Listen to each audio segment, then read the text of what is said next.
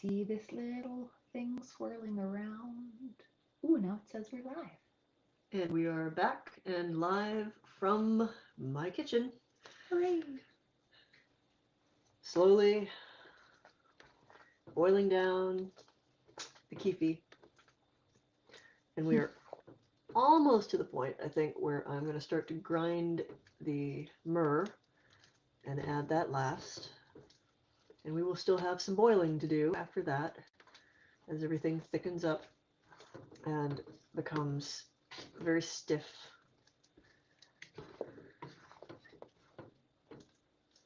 Slowly, slowly. And, you know, looks like brownie batter. But it smells actually better, weirdly. Do you want me to grind stuff up while you... I mean, if you want to, you're welcome to. I can. It seems... I mean, it's, yeah, I'm good with that. Here's the myrrh. Okay. Try not to make it jump all over the place. Yeah, it...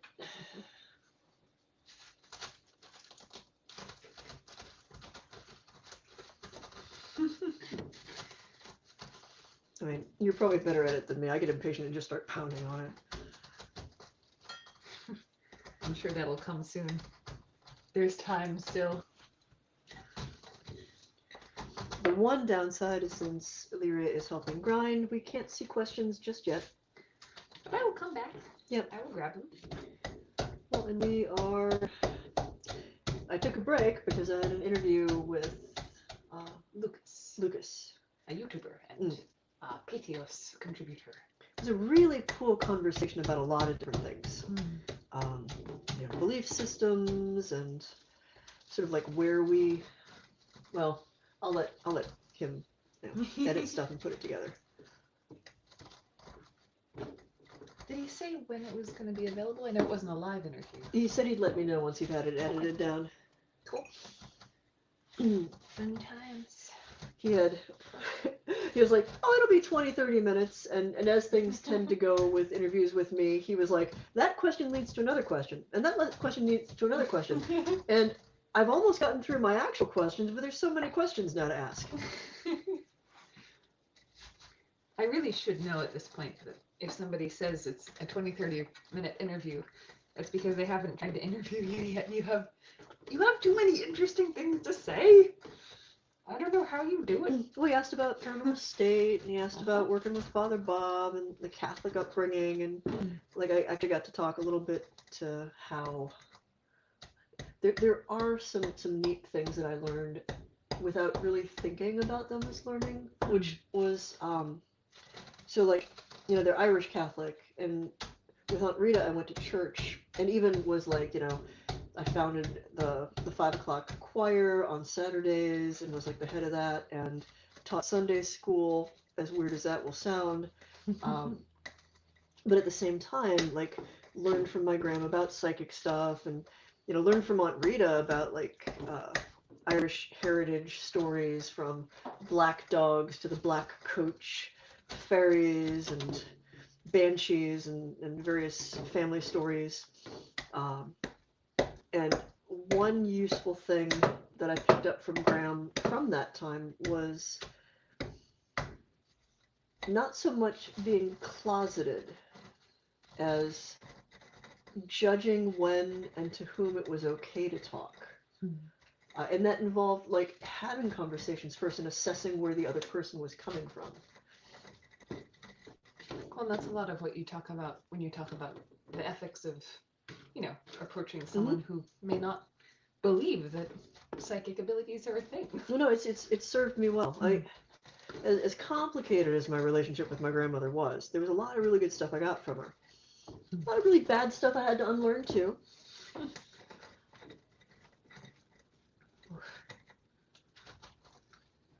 It does feel at least stiffer than it was when I walked away. Yeah, I definitely noticed a difference over the hour and 15-minute, 20-minute interview.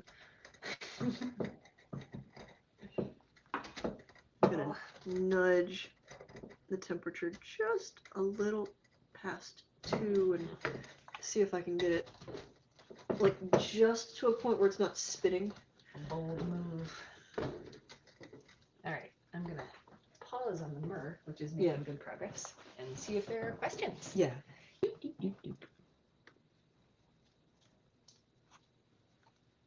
Oh, hello, everybody. Hi, everybody. Ooh, Charlie's there. Hi, Charlie. Hey.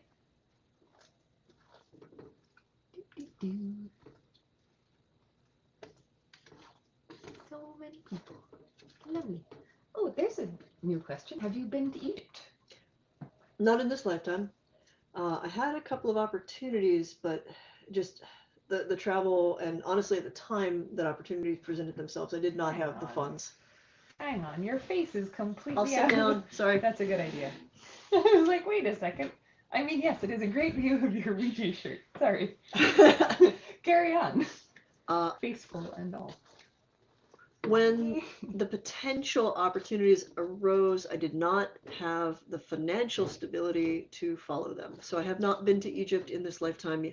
I will say yet, but I don't know.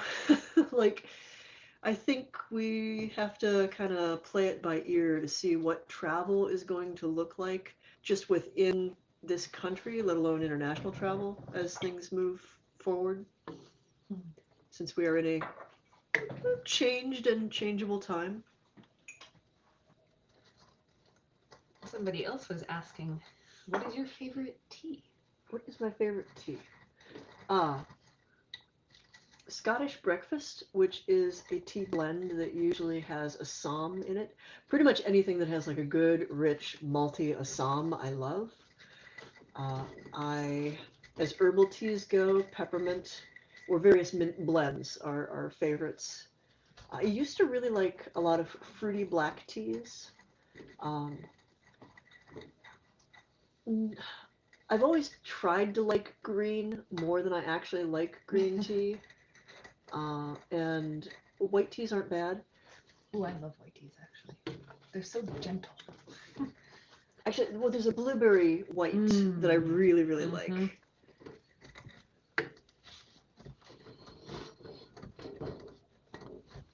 I feel like I'm engaged in battle with this myrrh. Energetic grinding. For the question who was asking if energy work happened when the Kyphi was being made, I can tell you there's some kind of energy going into this. Yeah, that has to be as fine as you can get it would be perfect. Like, as we are melting this down, the myrrh will melt in here, but it doesn't have quite the same opportunity as the frankincense, which we pre-melt in honey. Yeah, there's still a few good-sized chunks, but a lot of it actually is already powderous. Powdersome? Powderful. Well, you saw the two different colors that were in there. Yeah. There was the Arabian myrrh and then the Opoponyx. Okay, so it's a myrrh blend. Yeah, it was a 2 to 3 blend, so like it's 3/4 of a cup. So.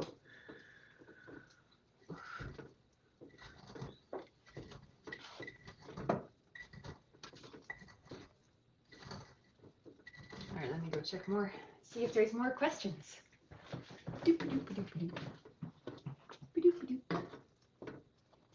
Do your arms get tired with all the grinding and stirring? Mine sure do.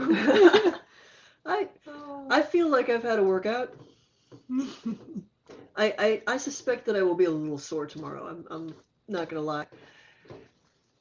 I will be happy to be doing the first installment of the Healing with Energy classes sitting down. Yeah, that'll be nice. Maybe even in that comfy chair in the orange room. I'm okay with that. Like, pretty much, we've got all sorts of like really neat little nooks that I can sit down and. I mean, I would love to do most of the classes or most of the interviews and things from the basement with the backdrop of books, but the lighting is just terrible. Yeah, it is. What are your thoughts on communicating with spirits or doing paranormal investigation in your own home? Well, communicating with spirits in your own home, that happens on the regular here. I actually think that it's healthy to, especially if you think that there's spirits in your house, even if you don't expect to be able to hear back with them, Just sit down in a space where you feel that they are most present and have a conversation. Like tell them, you know, tell them a little bit about the rules of the house. Tell them what you expect, what you need for them to be getting along with you. You know, acknowledge their presence. Uh, I don't know so much as like full on investigation unless there's really extraordinary stuff going on. And in that respect, if you're going to take the approach of an investigation in your home, I think it would be very helpful to have at least one outside person involved in that.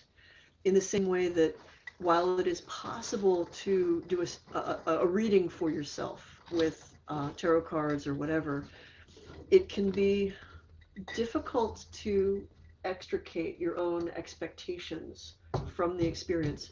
So having someone from the outside also help with that investigation to give you an outside perspective, literally, is something that I would recommend. There was another question that I actually was able to remember this whole time while I've been over here grinding. Because it was basically the penny for your thoughts question. What are you thinking right now? I am thinking about we are the many born, we are the immortal. Eternal we wander the aeons, moving to the rhythm of our own inner tides. We are active elements, moving through passive worlds. As rough as my voice is, I haven't been singing it out loud, but as I've been stirring the Kyphi, I've been having that play in my head. Funny. I've been thinking about that song earlier today. I don't remember if it was during the beginning of the Great Stirring or before. And for those who don't recognize that, that is the tune that I put to the Keprian charge when I open pretty much all of our rituals with. Kind of a statement of who we are, what we believe. Okay, I have a question. What? Is this ready? That looks ready. Yay! Yeah, that looks fantastically ready. So let me let you in there. Should I just dump it? Yep, dump it, and then you're gonna want to tap on that and like kind of grind in it because a bunch will stay. I'm a little short for this part. Okay, let me. Actually, you know what? If you hold that, you do that part. tip it. I do this part. And take Tip it about that angle. Okay. Oh, I'm getting a hug.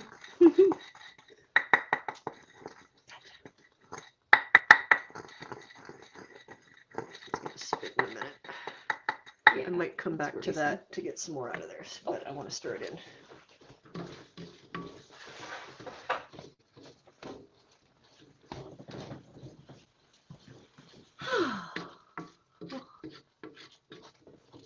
Oh, somebody's asking, what are you mixing up? This is an ancient temple incense known widely as Kyphi, Kaphet, or Kupar, depending on the language you are sourcing. And it was used in ancient Egyptian society as a way of kind of opening the gates to the imagination and the spirit world. It was burned in the evening, and it is a long, arduous, minimum 10-day process of adding ingredients and grinding ingredients and mixing it down and boiling it down. And it is something that will, once I'm done today, have to sit and cure for, it probably won't be ready until October. So it's a bit of an investment of time.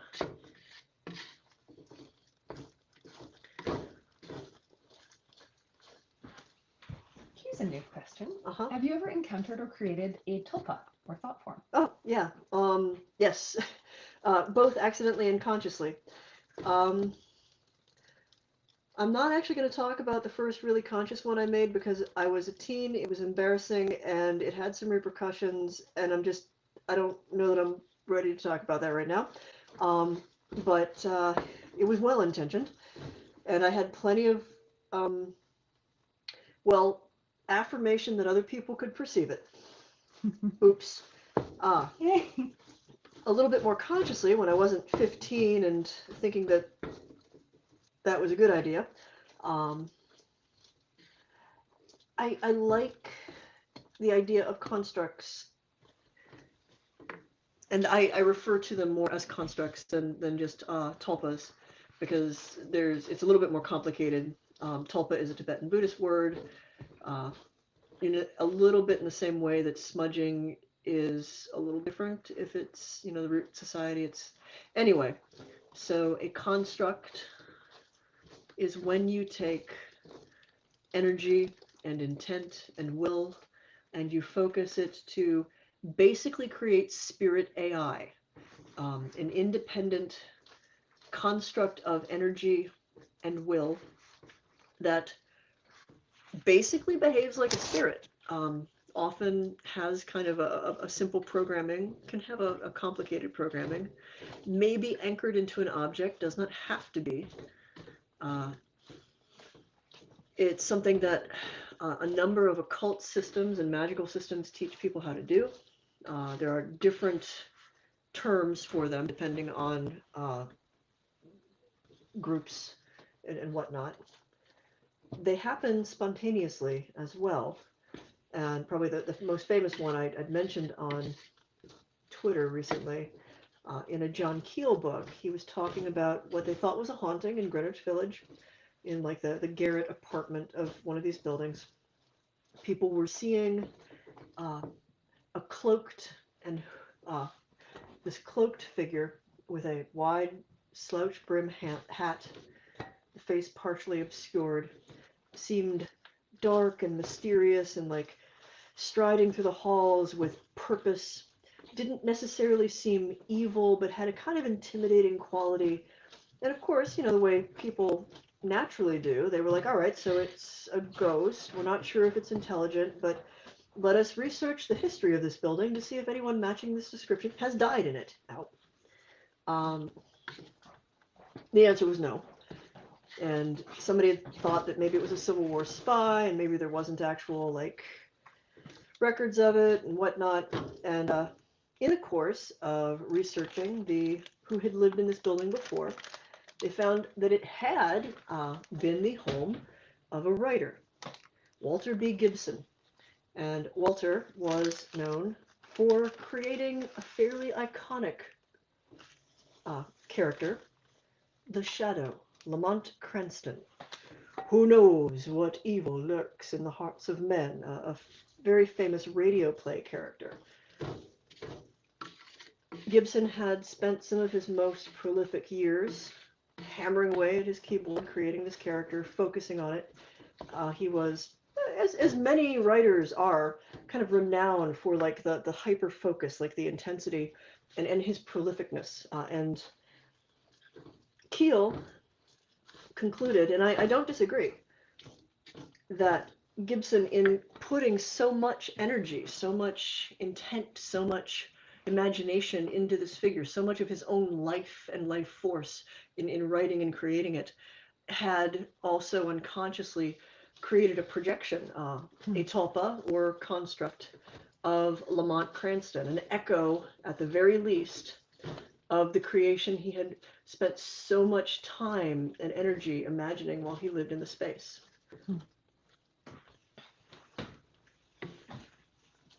Oh, you were so tricky. I'm most like right now it's getting stiff. I'm mostly trying to not catch my wrist on the edge of this. It's quite warm now. No, I believe you.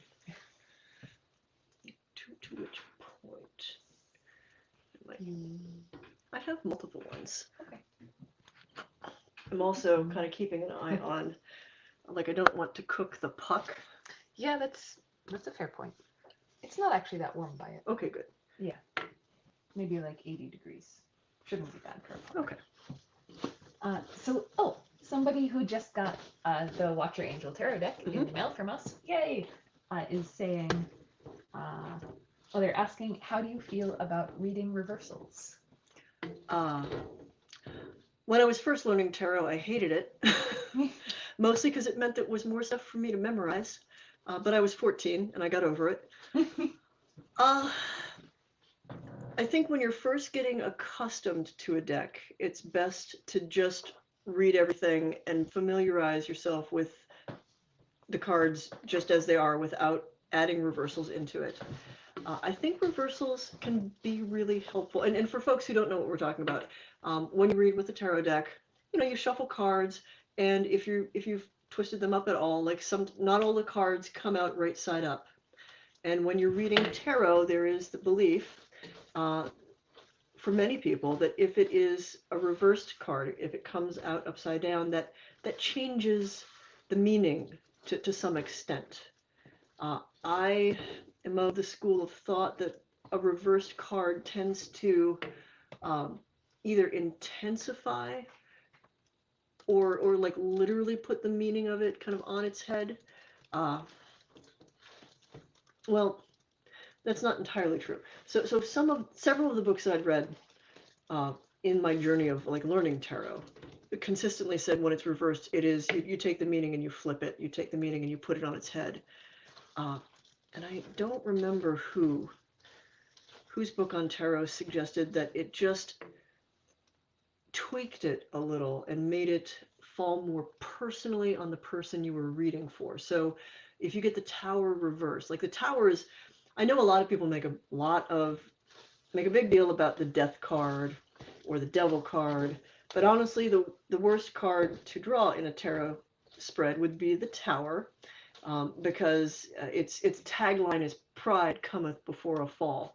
It's the card that is indicating that like some shit is coming your way, and you probably brought it on yourself.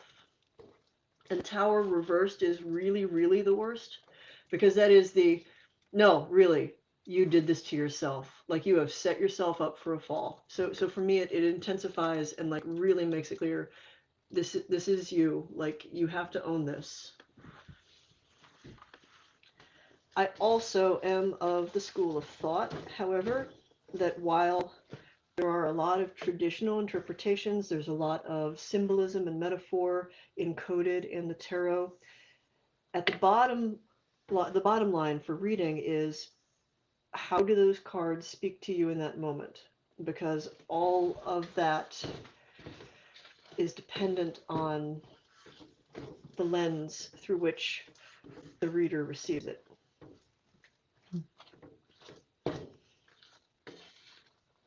For people who are brand new to the tarot, and I know that there are some readers who are just like, what? No, don't do that.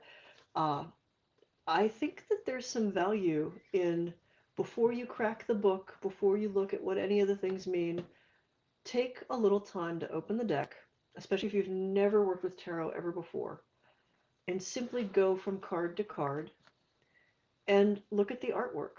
Kind of ask yourself, how does this feel to me? What does this make me feel? What do I think this particular one means? Bonus, if you have a journal and you actually write that down, like give yourself some notes. It doesn't have to be a full 500-word essay of, I look at the Fool and I think this, and like, full sentences. Just jot some stuff down. Words, feelings, memories, doesn't matter, whatever comes to mind. Because that's going to give you a sense of your own lexicon, as it may intersect with or overlap the traditional meanings of the tarot. And it has been my experience that your personal lexicon, the way in which the cards speak to you, the symbolism and how it catches you, is always going to influence your readings. It is some of the most valuable stuff in the readings. So it really helps before you have kind of skewed your expectations by reading the meanings. Just let yourself do some free association. So going along that same line, do you feel like it's better to read using the lore of others or listen to your own intuition? I think, well, I'm team intuition first. I'm team, this card has come up, I know what its traditional meaning is, but for me, it's in this particular spread giving me a slightly different message. I would say that it's useful to take into consideration the traditional meanings, like, because there is some standard lexicon that can come forward. But at the same time, I see the tarot and pretty much all of the divinatory tools like that. Uh, their greatest use is as a mirror that you are holding up to your own perceptions.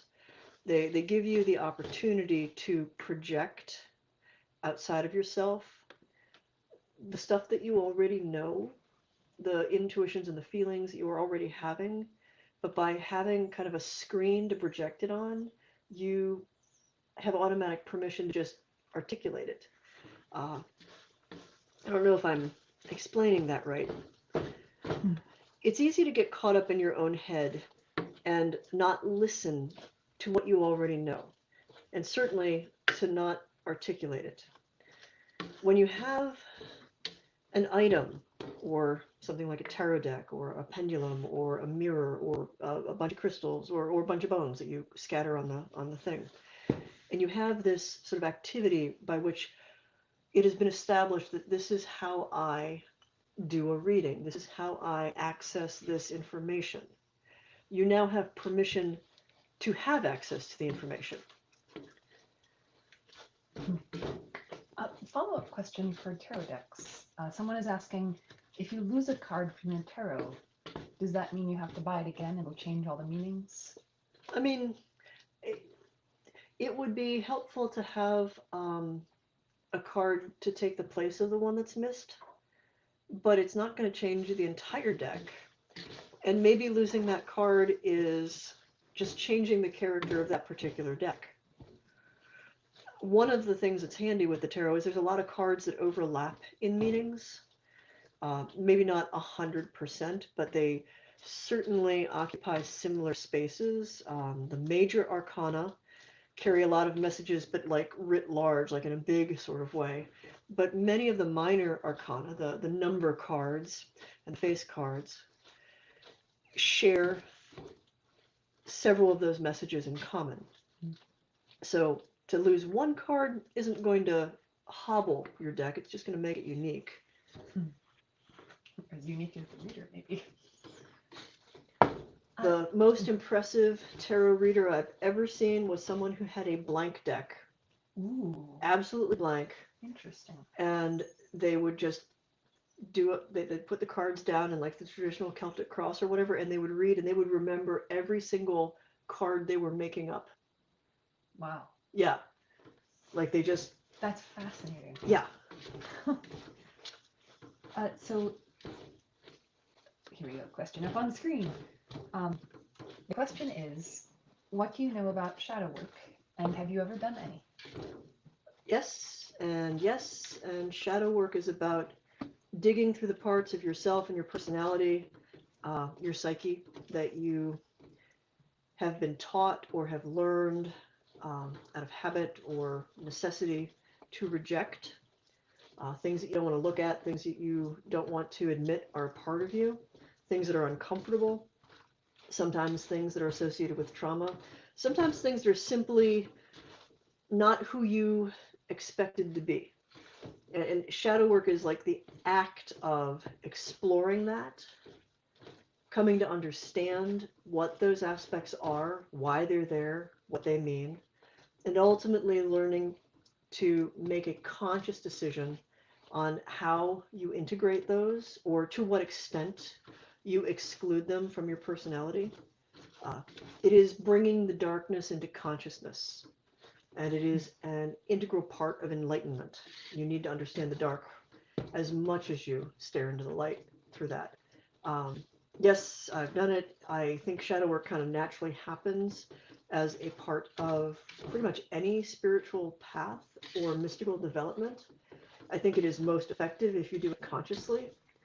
I also think it's something that you should do consciously, because there's a point often where, in much the same way with certain types of therapy, where it will get a little overwhelming and you may need to back off and do something else for a little while you process what you've uncovered. It can be very difficult. It is also incredibly rewarding. There's a lot of psychic energy in the psychological sense of psychic energy tied up in the parts of ourselves we have hidden away or excluded. It's starting to do the thing. Is it? It's thickening up. Do you want to let's take a little I mean- peek at it?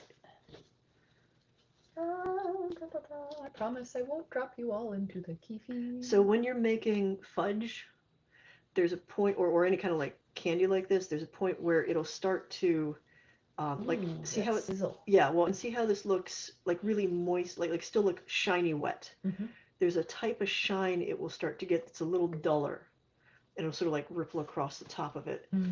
And so, We'll come back and look at it then. yeah, You've just got a tiny bit of the Kyphi and like the lower half of your face when you're standing. oh, sorry.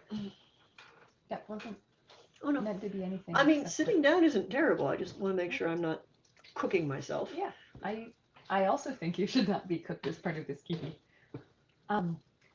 Here's another question for you. Have you done much invoking work or rituals and experienced strong emotions like love, gratitude, or anxiety during or after them? And what do you feel like those feelings mean? Oh, okay. I'm going to assume what you're talking about is like calling things down, like invoking a goddess or a god or an energy or power that could be taken for a goddess or a god. There's a lot of complex emotions people feel during and on the heels of an experience like that.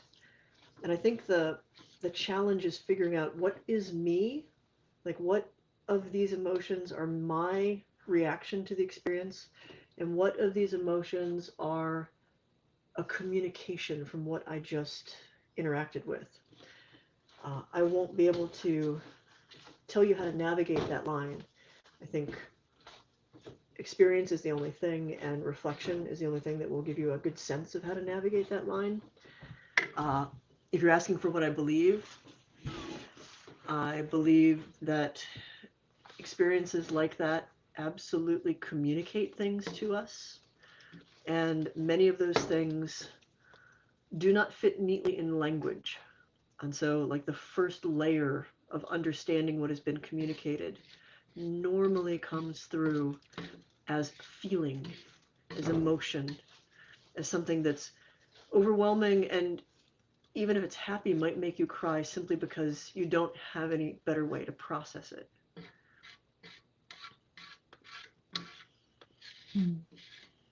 Someone is saying, part 1, I love your shirt, and part 2, what is your view on Ouija boards? They're a tool like any other.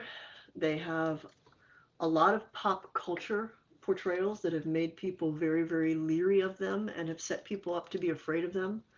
The downside to that is if someone is really going into working with something with a lot of expectations and a lot of fear, that will color their experience and even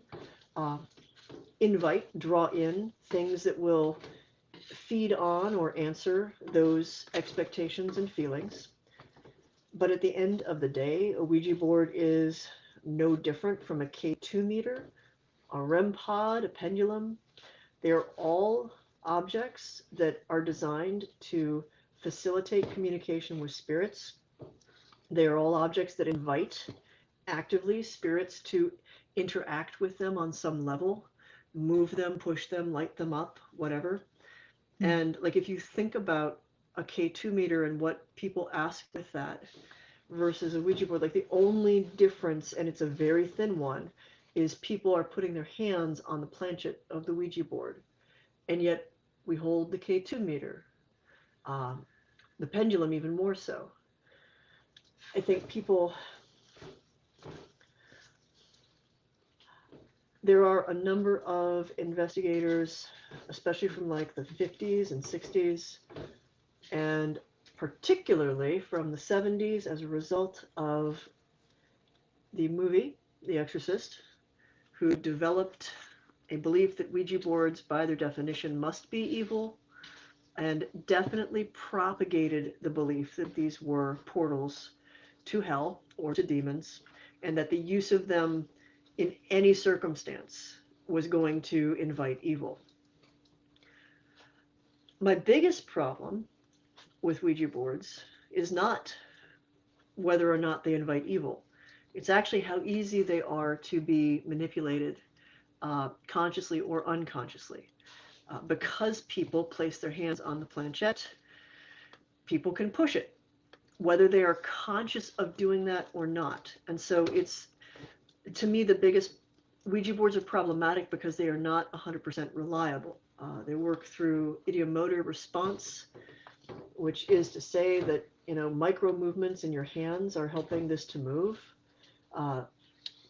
It is my belief that there are circumstances under which spirits are helping guide those movements. So they are using you, the human subjects, to make this thing move, because literally a spirit trying to move a planchette around requires so much energy that it's never going to be worth the payoff of communicating. Like, there are so many easier ways to do it.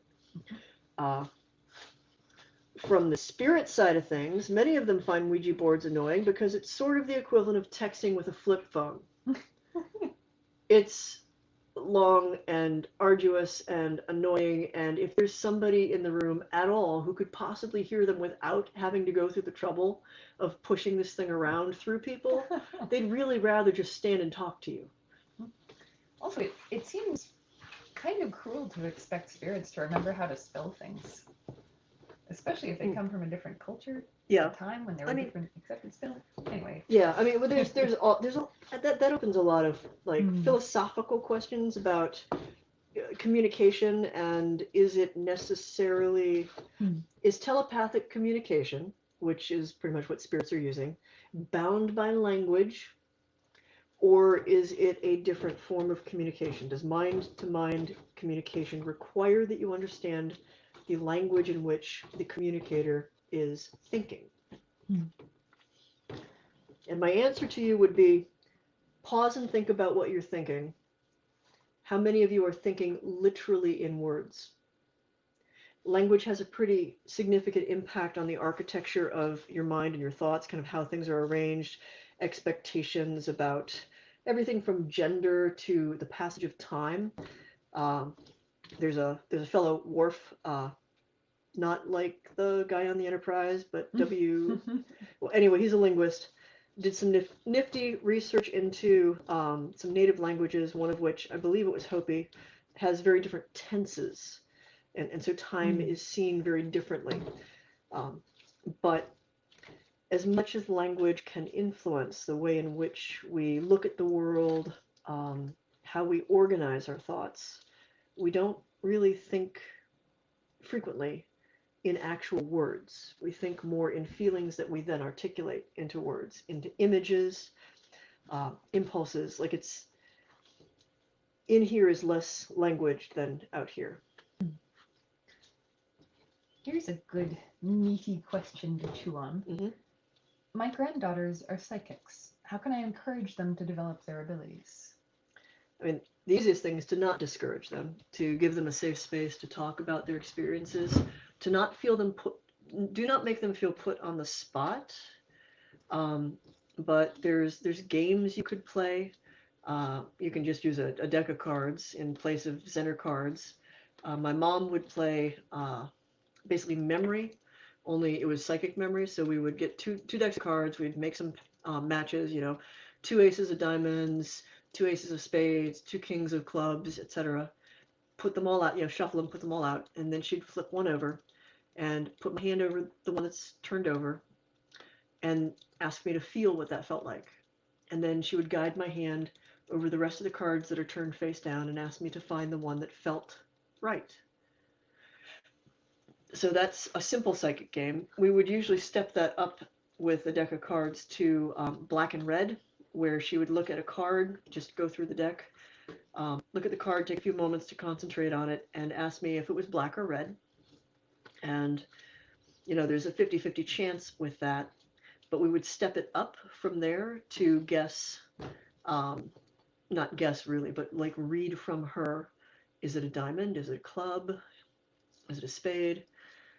So you can use things like that. My psychic aptitude cards are based off of like those games, really, that Mom played with me, kind of married to the concept of Zener cards. The best thing to do with psychic kids is to give them a space to have their experiences without judgment, to talk and dialogue about their experiences, to answer questions when they ask them, and to hold back your own fear and misgivings if something seems unsettling at first, until you can fully understand what it is they are experiencing, so you can better assess if it really is problematic or if it's just being misinterpreted.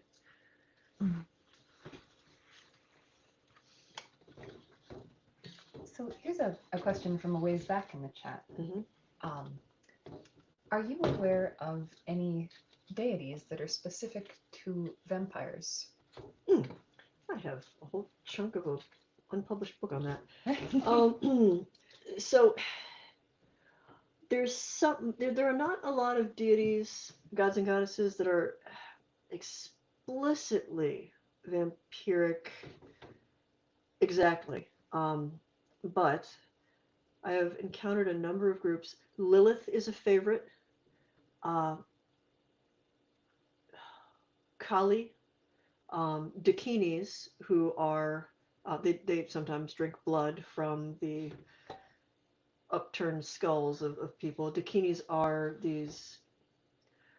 Well, they're angels in Tibetan Buddhism, but Tibetan Buddhist angels drink blood, have fangs, and usually wear the severed arms of their enemies. So take that for what you will. It's more complicated than I'm making it, but let me see. Any of the Watcher angels, because of some of the stuff in the Book of Enoch, would be appropriate, and I certainly ran into a couple of groups in the 90s where that was part of their pantheon. Notably, the angels that exist in Judeo-Christian and Islamic traditions started off as gods and goddesses. Like, there's really ample evidence that before Jewish monotheism came onto the scene, what we now know as angels were the pantheon of gods. So you can play around with any of those. Most of us raised in an Abrahamic culture may find it a little bit weird to be dark and follow a vampiric path and like call an angel our important guy. So, your results may vary on that. Just understand that like what most people present about these beings quite different from where they started. Let's see, there's a few beings that are pretty explicitly vampiric that aren't necessarily, well, they're complicated. They appear in a lot of Sumerian Babylonian stuff.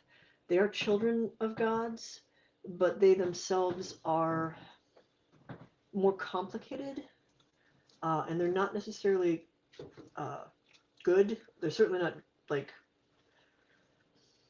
they're complicated. It would bear a little bit more research, honestly. I know some people who like the Lion and Shay, who is a fairy being called the fairy girlfriend, and she is a muse of sorts. She inspires her lovers, but in the course of inspiring them, feeds off of them, so they live brief but brilliant careers.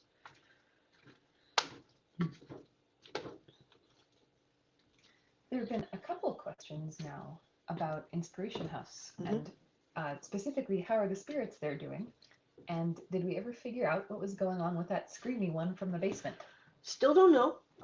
With Mr. Screamy in the basement, beyond having a pretty clear sense that spirit moves back and forth between the basement and the carriage house, and that the screaming was probably very intense, almost desperate attempts to communicate and be heard. I am not ready at this point to make a decision on like what we're actually dealing with there. Too many possibilities. Everybody else seems pretty much okay. I mean, the place has been pretty empty right now. So the last time we were there, they seemed pretty relieved to have company. But at the same time, like, I get a sense with the older ones that they're just used to having long periods of time where they're basically sitting around playing Pinnacle.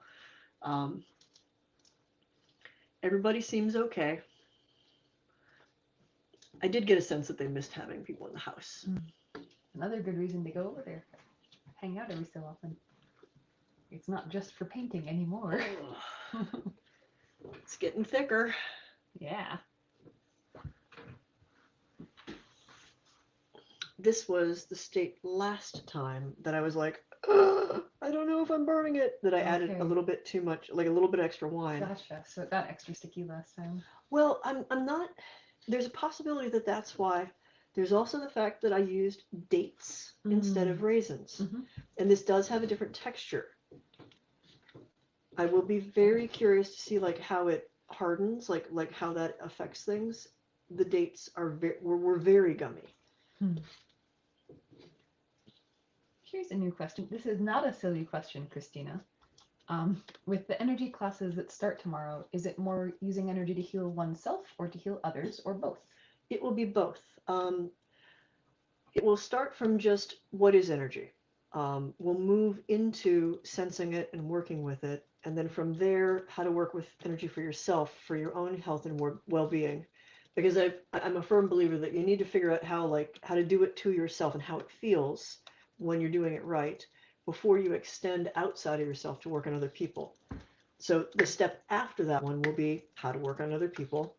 And then the 5th class is going to be kind of like 401, like more advanced ways of doing energy work and healing from a couple of different modalities.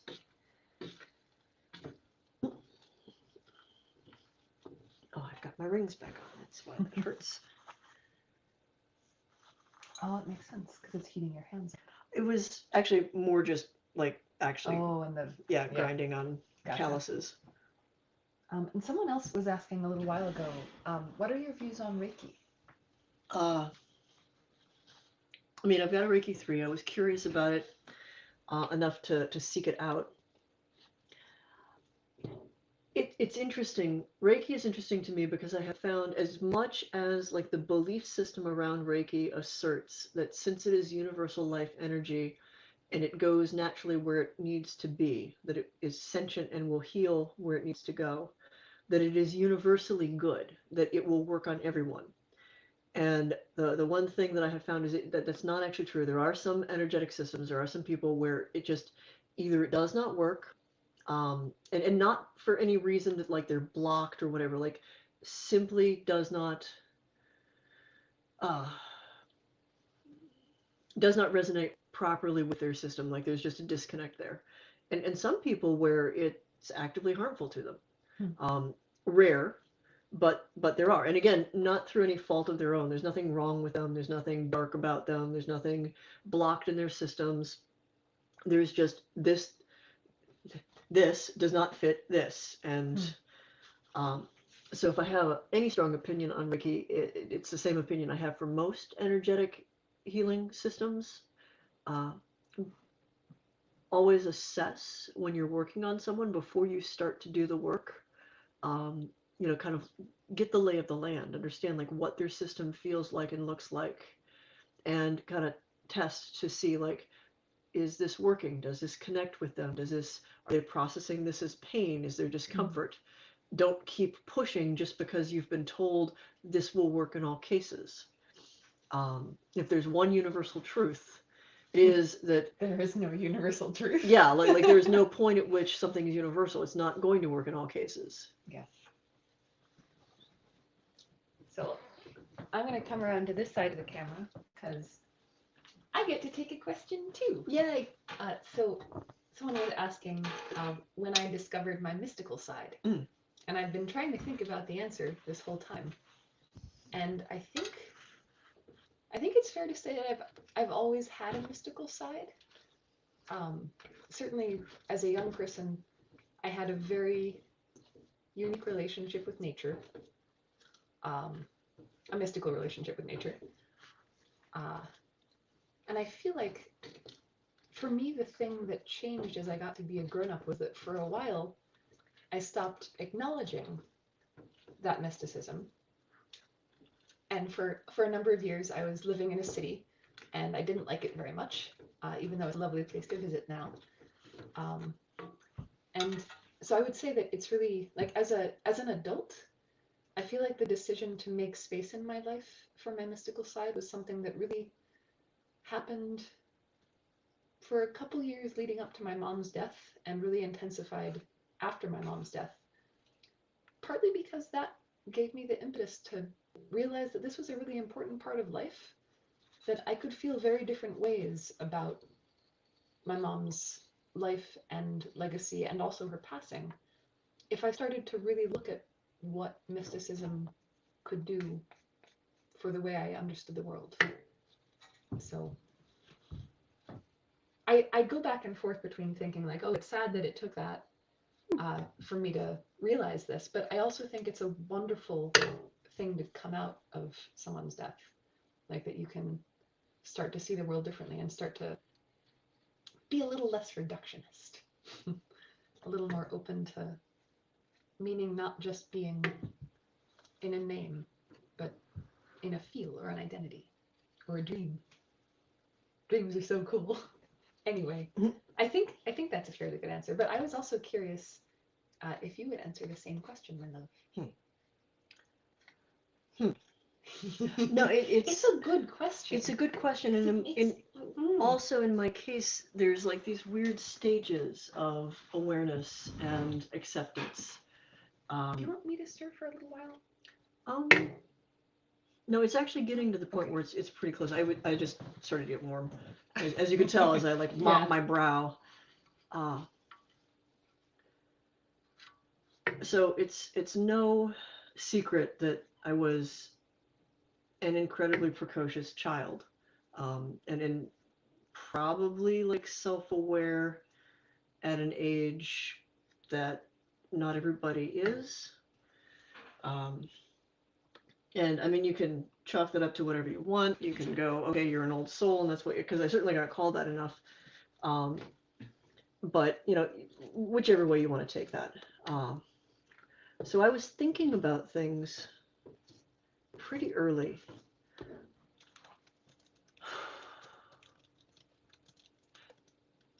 But as a result, like, it was this sort of slow dawning. You know, when the sun comes up, it's not like bloop, bloop, unless, even if it's behind a mountain, like there's still like a slow lightning in the air. There's a moment I remember sitting on the old couch in Hinckley, and I cannot tell you exactly how old I am. I mean, I've got a couple of guideposts. It's before I had the Atari. And I was just down there. I think I'd been playing with my Legos or something. So I'm probably 4, 5, 6, maybe, hard to say, but really quite young. I'm not sure I was in school yet. And I was doing a breathing thing. My mom had taught me to do breathing exercises to sort of like still my heart, because with the open heart, like the problems with my heart, like it would race and do stuff and it would distress me. As it was laboring to try to get oxygen everywhere it needed to go. And I remember closing my eyes, and in the same way that like some of the past life stuff would come back to me, there wasn't a question about how I knew to do this. I just did. And, you know, in retrospect, I was meditating. Like I sat, I started to do the breathing thing that helped pull my awareness in. My whole body started to like buzz very pleasantly, and I could see this sort of like, there was a perception of light and motion and an awareness that was moving through me, and that was both like this kind of golden, syrupy, tingly pleasure of just and I sat like that, just feeling that for a while, and I was aware that I was doing it, that I was in control of this, but also that it was sort of a bigger experience than me. And I did not have any kind of language for it. And of course, you know, being a kid, like finished that, got up and just started running around like a maniac doing whatever I was doing, like, because that's the thing, like you can, well, it's what you recognize with Gunnar. extraordinary animal, clearly very intelligent, very present, old soul, whatever you want to say, but also just a dog. Like, Yeah. would still shit in the yard, wasn't excited about peeing on things, Yeah. still did dog things, like chased stuff, like, and that's the thing, is like, it doesn't matter like what's riding around in here, you're still in a human body. Mm. And the human experience is a feature, not a flaw, as much as it's problematic. So those moments of, I don't know, enlightened connection with something else. For me, the process was recognizing that that was not what many other people did, Hmm. and accepting that in the society that I was kind of internalizing, it was still okay that I was also I was that kid that if you told me jump this high to get these gold stars, do this paper and make it this long to get an A, that I was driven. I was absolutely driven, very competitive. Like I was that kid that broke the curve just because I could. Um, and some of that internalized for me, do what is expected. These are the rules to gain the approval. These are the things that you should be doing to be the smart kid, to be the straight A student. And that involved being scientific and skeptical and rational, and not all of this other stuff. And absolutely, like, on one hand, like, that stuff was in the 70s everywhere, but it was starting to move into the idea that that was just the weird superstitious stuff that other people did, not educated people. Mm-hmm. So the next step for me was making the conscious effort to say, you know what, I don't care if it makes me stupid, if it means that people are going to look down at me, if it means that I'm not going to be a professor. I'm still going to make this a priority in my life, because it's experience. These are experiences that come back again and again, and they're very fulfilling to me. So no single one experience, just this long process Of being you. Yeah, of recognizing what was there all along. Yeah. That's changing gears a little bit. How can you tell if you are an empath? So, I mean, first, I think it's important to mention in psychology, empathy. Humans have empathy, not necessarily in a psychic sense, but in the ability to relate to the pain of others, to recognize that others may suffer or experience emotions. And there are a few disorders that mean that people have no empathy at all, which, if you watch as many serial killer shows as I do, you probably have confronted, like antisocial personality disorder, narcissistic sociopaths, et cetera, et cetera. So let me distinguish the quality of empathy, to have empathy from a psychological perspective, from being an empath in a psychic way. What do you looking? I just think you should have your pretzels closer to hand. This is almost, actually, like, this is getting to the point where it's almost done. Cool. So I'm like sitting here like, Do you want me to open these though?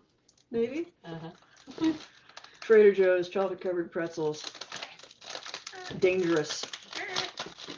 So, how do you tell if you are an empath from a psychic perspective, as opposed to just someone who feels the pain of others, like really relates to the pain and suffering and emotions of others? In some respects, it's a fine line. I would say, if you go to places where there are other people, even if you have not physically interacted with them, even if you're not in conversation with them, you have no indication of how they're feeling, and you still pick up on their emotions. You still have this, like, turmoil of how everyone around you is feeling kind of in you, and you're experiencing that, especially if you can identify. You suddenly, your attention is pulled over to this person over here, and there's no indication that their dog just died, but you can just feel grief from them. And especially if there's some way of verifying that what you're picking up is genuine, is real. If it's more than just the compassion for the suffering of other beings that should be written into the human psyche, then it's probably empathy. You're processing your psychic information through emotion. If you have a friend and they're at a distance and you just suddenly start feeling out of the blue excitement, elation, and then they call and they just got great news about that promotion at work, that is a premonition. Like actually not a premonition, but like you are sharing information. They have telegraphed that information to you. You might not have the specifics of my friend just got a promotion, but you have the emotion. So empathy is psychic ability, psychic perception processed through emotions. Like the main bit of information, the way in which you experience it is through emotion. You may not get details, you may not get images.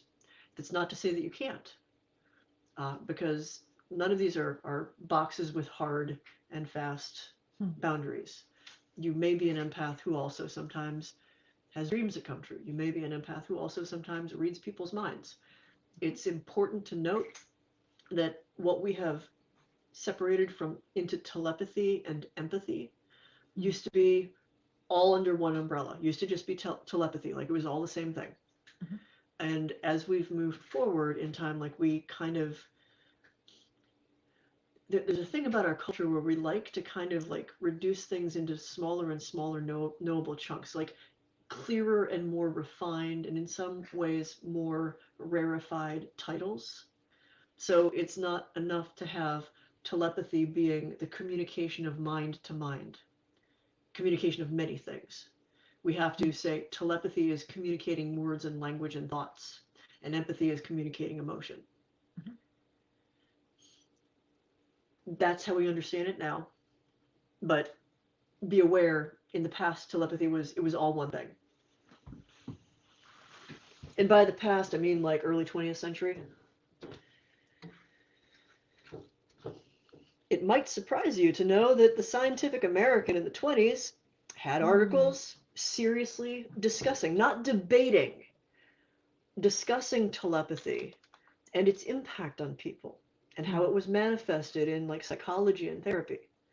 Not that it was a debated quality, but just starting from the premise that it existed and it was accepted to exist. How things have changed. Yes. Here's a question for you.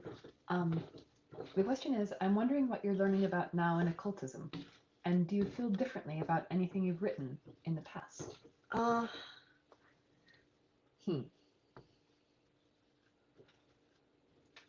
Well, what am I working on right now? Oh, yeah, the Decans of the Zodiac. Oh gosh. So my current rabbit hole is an extension of research from the Dictionary of Demons connected to the 72 demons of the Goetia, the Testament of Solomon and the Solomonic tradition, and its connection, which was a surprise to me, to early Egyptian astronomy. And so I'm trying to track down where what we know as 72 goetic demons, what were demons 36 in the Testament of Solomon, and what were more appropriately daemons, spirits, gods that had both the power to hurt and heal, in a much older Egyptian tradition, and kind of like where the line of descent with that is. I think, like, the only thing that I've been like, I could have done that differently, is in Walking the Twilight Path. I use a couple. I've got a section where I'm talking about Tibetan Buddhist tools specifically, but a couple of different things. And I think I could have been, or I know I could have been more culturally sensitive with how I was presenting those.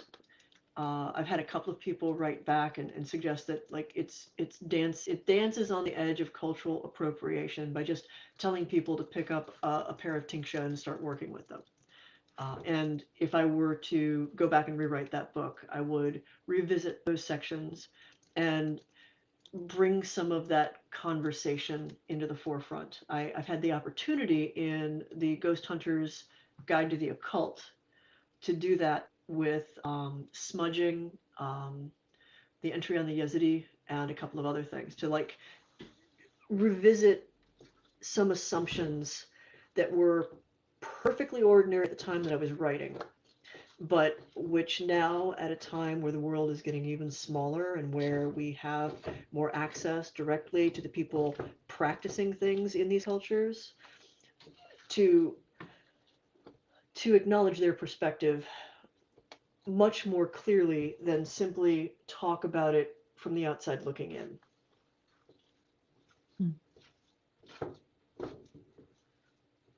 Gosh, so many questions, so many different directions we could go. Mm. I will pounce on Suze's question. Okay. Looking at the ability to draw buried emotion up to the surface in others, Yeah. even if you don't really mean to. Mm. Is that part of being an empath, or is that something else? I have seen it manifest in empaths, but I think it's a different aspect. I think it leaps off of that talent, but it kind of leans more toward a lot of stuff I've read in terms of shamanic abilities. I think it's a little bit different. I think it especially works off of certain empathic abilities, but I don't know that there's actually an adequate word for it. I know you've talked about projecting empaths before. Well, if I understand it, it's Mhm. pulling emotions out up to the surface for other people. Yeah, making other people experience emotions. Okay, so there's Even if a they're projecting empath, which is a term I developed basically to deal with my mom, where she was absolutely an empath, but if like she was really, really like overwhelmed with something, she would also just spit that out into the world, and like it would kind of like cascade. Everybody would start feeling what she was feeling. So on one hand, she would go places and just be overwhelmed by what other people were feeling, and experience like the drain of like I'm being chipped away by feeling all of these things from other people, which is something that I hear from empaths over and over and over again, which is really where I draw the line of like clearly not vampire, because vampires are like, yum, delicious, give me more. And yet like the experiencing and reading the emotional content of that stuff definitely happens over for most of the psychic vampires. But so if it's I experience an emotion and I shoot it out into the world and people start experiencing that emotion as well, that's what I call projecting empathy or a projecting empath. And it's something that's best to get under control. If you're talking about pulling emotions up out of people, like finding, even accidentally, like you're having a conversation with someone and you just sort of bring something really hard to the surface, and like you're kind of aware that maybe you're connecting to them and helping facilitate this. The best term I can think of is again borrowed from another culture, sin eater. Cool. Which is a complicated concept. And it's another one that has gone through an evolution. So like its root folkloric thing is a little bit different from what most people present now. And this is not 100%, oh, you're a sin eater. It's not as simple as that. But there are traditions where some people have the capacity, even the calling, to pull things out of others that are unpleasant, that are burdensome, that are difficult. It's interesting. That sounds like a type of healing. It is a type of healing. It's not what I would have thought of with the term sin eater. Mm-hmm. That's fascinating. It's a little bit more complicated if you go digging around in the myths of like Ireland and the British Isles and whatnot. But like again, that kind of connects to certain shamanic practices where, and I'm saying shamanic as opposed to shaman. This cluster of practices and abilities show up in a bunch of different cultures. they're most popularized to us through Native American and South American practices. But the word shaman itself is from a Tungus Siberian term, so it's more complicated than that. But among the things that shamans do is to remove intrusions. To sometimes it's a kind of psychic surgery, especially in Southeast Asia, where like literally they're like pulling things out that have gotten into people, which we won't get into whether or not that's just prestidigitation for the sake of what amounts to therapy. But the concept is that they are pulling out the poison, the spiritual poison, pulling out the pieces of broken soul or emotion that is like curled in on itself and become a blockage, and in some cases like literally become represented by broken shards of glass or whatever. So yes, a type of healing. That is a thing. Yeah, a type of healing. Someone else is asking, do you offer readings? No, not really, for a bunch of reasons, and the main one is I have a hard time putting any kind of price tag on it that both I would find fair and that would not so severely undercut other psychics like Chip Coffey as to be insulting to them. So I just err on the side of not doing it. Also, what I prefer to do is teach people how to effectively do the same stuff for themselves. Like most of what somebody would come to me for a reading, I would prefer, in all cases, to teach them how to find those answers for themselves. And following on the heels of that, someone is asking, I feel things, but how can I learn to see things? The answer may be that it's not part of your skill set. One of the easiest ways, well, a way to try to assess like where do your abilities fall, like how. Actually, no. Let me dial back a little further. All of us process information differently. Some of us are more visual. Some of us are more tactile. Some of us are proprioceptive, where like we have a sense of like the space around us. I know that word because of my wife. That's how I do things. For some, it's scent, sound, and some it's incredibly visual. Some it's just emotional. It helps to know how you process information, because that will be pretty predictive for how you process your psychic perceptions as well. When I'm talking about my abilities, I bias very much toward visual because I am an incredibly visual person. And secondary to that is feel. Some emotion, but also some tactile stuff. It sort of mixes up between the two. So knowing kind of how my interior reality works in terms of perception and sensation helps me understand how my psychic perceptions are most likely to be translated. Some people just aren't visual. Like some people read a book and they don't see pictures in their head. They just see the words on the page. And so everybody's brain is wired differently. How do you get to a point where you see stuff? Except that the answer may be that you won't. And it's never a bad idea to like try to push your boundaries, to try to explore all the different layers of information that are coming through. I've definitely found that 30 years ago, what I took for the full perception was just the first layer of it.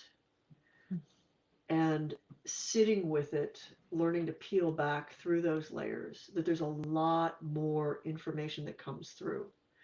So some of it's practice, some of it's finding the methods that work for you to best record and understand and kind of peel back what you're experiencing. And by extension to that, the one piece of advice that I will give is experience in the moment without judgment, one way or the other. Simply allow yourself to immerse in the experience, whatever that perception is. And then analyze it second. Like once you are out of the moment, that's the time to pick it apart, analyze it, get objective, but keep those two parts of your brain separate as much as you can. Simply allow the experience to be what it is without judgment. Do your best to record that in that moment without interpreting, without judging, without, crossing things out just because, or omitting them because you are afraid that they're kooky. Do that, and then apply all of the, oh, but did you, were you seeing a lady in white because, and analyze it. And it really helps, especially if you're journaling, if you're keeping this on a written thing. Use different colors of ink or something else that indicates this is the experience, this is my analysis of the experience. An additional help is to put like time and date on it. And if you go back to it later and you have a new insight, a new interpretation, mark that differently as well. Put those notes in and make sure that's you looking back at it 6 months later as opposed to the next day. So I'm thinking in another 5 to 10 minutes, we should probably take a break. Well, in another 5 to 10 minutes, I think I'm turning this out onto the stone. Oh, really? That's a part that we can, we need to move the setup to do that? It wouldn't hurt. Okay. And actually we need to move this up, but it is close to done. Cool. That's exciting. So I think maybe time for 1 or 2 more questions. Yeah. And then, It's definitely. and then we'll take a pause to set up in our new location all the way over on that very messy counter. Which needs Let's not to look there yet. Yeah. Okay, so a completely different question. What is your opinion on occult crime? Are there as many cases as the media used to report on, like satanic cults and that? Oh sort God, of fuck thing? no. Mostly. Oh God. It's incredibly rare for there to be truly an occult element to, especially a murder. Probably the most common occult crime is vandalism. And often that turns out to be people who don't even really fully understand what they're practicing. They're vandalizing for the sake of vandalizing. They're making stuff look creepy for the sake of doing that. That's not to say that there aren't a few rare instances where it's more common for someone who is delusional and who has internalized occult-like elements into their delusion or their hallucination. A good example for that would be Rod Farrell, the vampire murderer from Murray, Kentucky. There's some indication that he was involved. This is a person who took a road trip with some friends to go pick a gal up in Florida and was going to make her part of their vampire cult. And he definitely had a little cult, and it hit the qualifications of cult as opposed to just happy little coven or whatever, where he was the ringleader and he was definitely the charismatic, controlling personality, feeding people their information and controlling what information they had access to. They drive down to pick this girl up. There's a lot of debate about whether or not anyone else in that car or the girl herself had any clue that it was his intention to go in and kill her parents, but he did. I've seen the crime scene photos. He bludgeoned them to death with a tire iron. It was pretty. Made the papers. This is 1996. He's still in jail. He was, I think, the youngest person in Florida to get put on death row. And of course, the media made a huge deal about the fact that he was a vampire, and it was a vampire cult. So obviously, it was vampire cult murders. But although he did not get, off on insanity or anything like that, is something that stands out with his beliefs and his assertions, especially having had the opportunity to talk to at least one of the people who were involved in this many, many years later. I won't give the names away. It was in confidence. He definitely was someone who was suffering from some delusions, and the vampire had become his fixation. It's not uncommon, especially among schizophrenics, to become fixated with God, the devil, Jesus Christ, and in many cases, assume that you are this person. Like either God is talking to you or through you, or the devil is talking to you and through you. And it's part of a very complicated whole ideology created by the hallucinations this person's experiencing. A weird quirk about it is they fixate on big story archetypes. It might be Batman. It might be Jesus. It might be the vampire. It's something that they, in their culture, in their reading, in what they've been exposed to, in the media, has really played a huge role somewhere in their mind. It's important. And that importance sort of like explodes into a personal belief system that is completely divorced from reality and frequently very dangerous. Because they are usually using this mouthpiece, this representation, whether it's their God or they themselves as that God, to, well, kill the threats, to act out what would seem like a nice epic quest if it was, you know, a D&D game, but in real life, it's, you know, that person down the street is possessed by Satan, and it is now this person's job, based on their delusions, to literally be the brothers from Supernatural and hunt them down. Not a good plan. No, and it leads to them acting that out. So that's the most common occult crime that you'll find, which has much more to do with mental illness than it does with the occult. Yeah. So, bouncing off the empath question. Yep. If you tend to get someone's life story pretty much as soon as you meet them, could that be a sign that you might be an empath? Certainly that you are connecting to them on some energetic level. And I think the next questions you would want to ask yourself is like, what are you getting? Like, what are you also experiencing? Not just that, do you clearly, in talking with this person, you are setting them at ease. They feel some connection to you, and they are able to open up about what's going on with them. So then the next thing to ask yourself is like, what is that experience for you? Pay attention to what your energy is doing and how it is connecting to them. What are you doing to unlock that in them? Not consciously. What is going on? How is this interaction happening? What does that feel like? Because that could just as easily be somebody who's a psychic vampire who naturally knows how to like just hit the right buttons to get the person to like pour all of their problems out onto you, as you're just like that's the technical sound. A psychic vampire in action. So I know we have not been able to get to everybody's questions.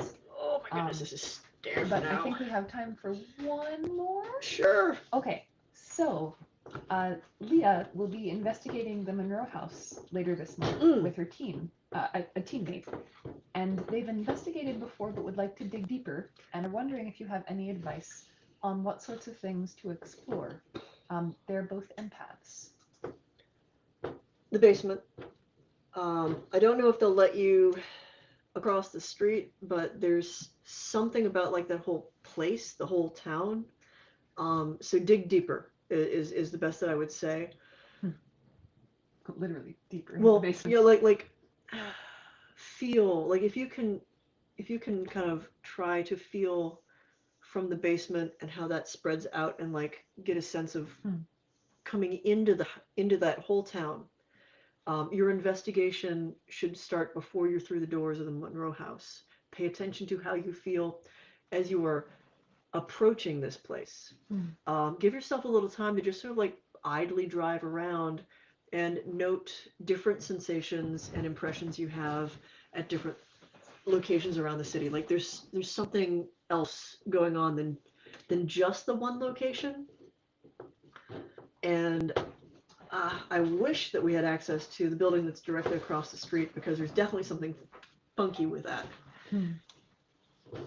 And also say hello to them for me. They're asking, is that where the church was? I think so. Okay.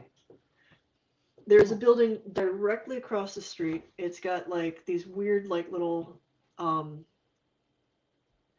external staircases that go up to I guess it's a church. I didn't ask what it was. I just knew it didn't look right. Cool. All right, I think we are going to pause, set up our new recording location several feet away, and Yeah, maybe if this- even get some dinner into Michelle. Oh, that might be nice. I think it would be a Do- really good idea. Pretzels count? The thing is I They need count as part of yeah, dinner, I need but to, they like- don't count as all of dinner. I need to turn this out like probably within the next. Yeah, this needs to. Okay, cool. So we will be back in a little while, so keep your eyes out. Thank you all for being here. Good night, everybody. For now. Yep. Farewell, but not good.